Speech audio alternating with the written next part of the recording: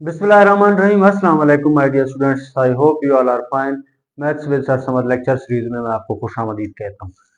आज हम डिस्कस करने वाले हैं एक्सरसाइज 1.5 का क्वेश्चन नंबर 3 और इसके दो पार्ट सॉल्व करेंगे, पार्ट 2 एंड पार्ट 3। और मैं यहाँ पे आपको हाईली रिकमेंड करूंगा, अगर आपने इसका पार्ट 1 नहीं देखा तो आप लाजमी जाके पार्ट 1 देखिएगा, क्योंकि वहां पे इन क्वेश्चंस के हवाले में हमने बहुत सारे बेसिक्स कंसेप्ट्स के बारे में डिस्कस किया हुआ है। तो अगर वो चीज़ें आपके क्लियर हो जाएंगी तो ये चीज़ें बहुत ही आसान लगने लगेंगी। तो आप उस वीडियो को लाजमी देखिएगा, इसका पार्ट 1। आज हम डिस्कस कर रहे हैं इसका पार्ट 2 और पार्ट 3। तो चलिए स्टार्ट करते हैं। क्वेश्चन में हमसे क्या पूछा गया है कि find the multiplicative inverse. Multiplicative inverse का क्या मतलब होता है? कोई मैट्रिक्स आपको दिया जाए, उसका आपने मल्टीप्लिकेटिव इनवर्स फाइंड आउट करना है, और वो होता है इसी मैट्रिक्स की पावर -1। ये बात हमने डिस्कस की है कि क्यों ये बी की पावर -1 है।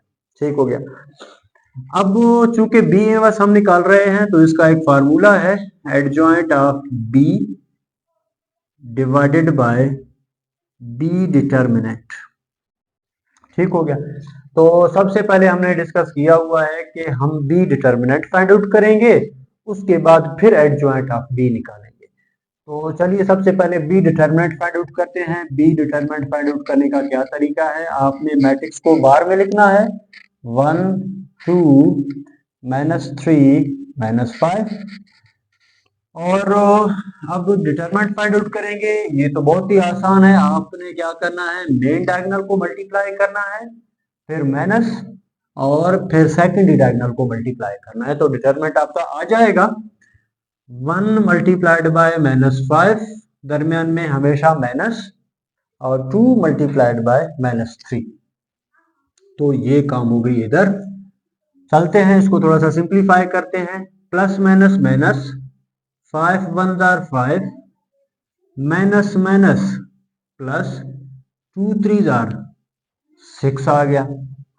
अब इनको करते हैं जी प्लस माइनस। तो मैं यहाँ पे साथ में लिख रहा हूँ, B determinant is equal to plus minus minus, इन्होंने माइनस होना है, 6 से 5 निकालते हैं तो कितना रह जाएगा, 1 रह जाएगा, और साइन जो है प्लस ही का लगेगा। ये हो गया आपका बी डिटरमिनेंट। अब जब बी डिटरमिनेंट 1 आ गया, इसका मतलब है ये 0 के बराबर नहीं है। जब 0 के बराबर नहीं है तो नीचे आप लिख सकते हैं कि इनवर्स इज पॉसिबल, या आप लिख सकते हैं इनवर्स एग्जिस्ट। ये दोनों बातें आप लिख सकती हैं। क्या वजह है? जब 0 के बराबर नहीं है तो इनवर्स क्यों पॉसिबल है? अगर 0 के बराबर होता तो क्यों पॉसिबल नहीं होता? तो ये बात भी हमने इसके पार्ट 1 में डिटेल में डिस्कस की है। ठीक हो गया। अब बी डिटरमिनेंट जो है वो 1 के बराबर है और वो 0 के बराबर नहीं है, तो इसका मतलब है हम आगे अपना काम कर सकते हैं, आगे प्रोसीड कर सकते हैं। अब देखें, बी इनवर्स के लिए मुझे दो चीजें चाहिए, एक उस मैट्रिक्स का एडजॉइंट और उसी मैट्रिक्स का डिटरमिनेंट। डिटरमिनेंट तो हमने फाइंड किया हुआ है, तो इसका मतलब है इसका हमने एडजॉइंट फाइंड आउट करना होगा। तो एडजॉइंट ऑफ बी क्या आने वाला है? हमने बात की है कि हम किसी मैट्रिक्स का एडजॉइंट कैसे निकालेंगे। ये जो मेन डायगोनल है ये दोनों अपनी जगहें चेंज करेंगे, प्लेस चेंज करेंगे, और ये दोनों अपने साइन चेंज करेंगे। प्लस में है तो माइनस में हो जाएंगे, माइनस है तो प्लस हो जाएंगे। बस एडजॉइंट के लिए ये दो बातें हैं।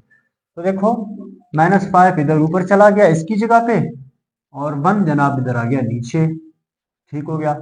और ये पहले प्लस का 2 था तो माइनस का 2 हो गया, ये माइनस का 3 था तो प्लस का 3 हो गया। तो इस तरह से आपने एडजॉइंट ऑफ बी भी निकाल दिया। अब आपने सिंपली बी इनवर्स निकालना है। अब तो हम इनवर्स निकाल सकते हैं भाई, सिंपल सी बात है। दो चीजें चाहिए थी इनवर्स के लिए, एडजॉइंट ऑफ बी वो हमने निकाला, और डिटरमिनेंट ऑफ बी ये भी हमने निकाला। अब सिर्फ इधर इक्वेशन नंबर 1 में पुट करेंगे, बेशक आप इसको इक्वेशन नंबर 1 का नाम दे दें। अब इधर हम लिख सकते हैं इक्वेशन 1 बिकम्स, इक्वेशन नंबर 1 क्या कह रहा है, B inverse is equal to adjoint of B है, इसकी जगह पे इसकी वैल्यू प्लेस कर देंगे। ये बात हो गई, -5 -2 1 और फिर आप चेक करें इधर डिवाइड है तो मैं भी क्या कर रहा हूँ जी, डिवाइड कर रहा हूँ। इधर बी डिटर्मिनेंट है, बी डिटर्मिनेंट की जगह पे इसकी वैल्यू क्या है जी, 1 है, तो वो लगा दिया। अब ये 1 जो है ना डिवाइड हो रहा है इस मैट्रिक्स के साथ, तो इसको हम फिर क्या करते थे, ये जो नीचे 1 आ रहा है इसको फिर हम हर एंट्री के साथ डिवाइड करेंगे। जिस तरह हम मल्टीप्लाई करते थे, स्केलर मल्टीप्लिकेशन जिसको कहते हैं, अगर कोई नंबर किसी मैट्रिक्स के साथ मल्टीप्लाई हो रहा होता है तो हम क्या करते हैं, उस नंबर को हर हर एंट्री के साथ मल्टीप्लाई करते हैं। इसी तरह अगर कोई नंबर किसी मैट्रिक्स के साथ डिवाइड हो रहा है तो उस नंबर को आपने हर हर एंट्री के साथ डिवाइड करना है। ये बात हो गई। So b inverse is equal to क्या बात हो गई जी, -5 डिवाइडेड बाय 1, वही -5 आ जाएगा अभी। -2 डिवाइडेड बाय 1, नीचे 1 लिखने की जरूरत नहीं है, आप डिवाइड कर भी दें उससे फर्क नहीं पड़ता। और 3 डिवाइड बाय 1 भी 3 आ जाएगा और 1 डिवाइडेड बाय 1 भी 1 आ जाएगा। तो ये हो गया जी आपका बी इनवर्स। इस तरह से आपने कैलकुलेट कर दिया। मैं उम्मीद करता हूं आपको समझ में आ गई। अगर इसके बेसिक्स कंसेप्ट समझने हैं तो आपने लाजमी तौर पर इसका पार्ट 1 देखना होगा। क्वेश्चन नंबर 3 का पार्ट 1 लाजमी आप देख लें। चलते हैं इसके पार्ट 3 की तरफ। देखिए पार्ट 3 क्या कह रहा है। पार्ट 3 में जनाब आपने क्या करना है, आपने इसका इनवर्स निकालना है। तो हम जानते हैं c inverse is equals to क्या हो जाएगा, adjoint of c divided by c का डिटरमिनेंट। तो सबसे पहले हम किसको फाइंड आउट करेंगे, सी डिटरमिनेंट पहले पहले फाइंड आउट करेंगे, एडजॉइंट सी बाद में फाइंड आउट करेंगे। क्या वजह है, ये बात भी हम ऑलरेडी डिस्कस कर चुके हैं। सी डिटरमिनेंट क्या आ जाएगा, -2 6 3 -9 which is equal to main diagonal multiply हो जाएंगे, -2 मल्टीप्लाइड बाय -9 और 6 मल्टीप्लाइड बाय 3, दरमियान में माइनस 6 मल्टीप्लाइड बाय 3। तो ये हो जाएगा जी माइनस माइनस प्लस, 9 2 जार 18 माइनस 6 3 जार क्या आ जाएगा 18। तो इसका मतलब है सी डिटर्मिनेंट क्या आ गया, 0 के बराबर आ गया। जब किसी मैट्रिक्स का डिटर्मिनेंट 0 के बराबर आ जाए तो उस मैट्रिक्स का इनवर्स पॉसिबल नहीं है, उस मैट्रिक्स का इनवर्स फिर पॉसिबल नहीं है। तो सिंपली आप नीचे लिखेंगे इनवर्स इज नॉट पॉसिबल, ठीक है। या बेशक आप लिख सकते हैं नो सोल्यूशन, या आप बेशक लिख सकते हैं इनवर्स डज नॉट एग्जिस्ट। ये सारी बातें आप लिख सकते हैं। इसकी क्या वजह है, ये क्यों एग्जिस्ट नहीं करती, ये बात हम इसके पार्ट 1 में डिस्कस कर चुके हैं। मैं उम्मीद करता हूँ ये बातें आपको समझ में आ गई होंगी। अपना ढेर सारा ख्याल रखिएगा। वीडियो अच्छी लगे तो लाइक करें, शेयर करें अपने दोस्तों के साथ और सब्सक्राइब करें।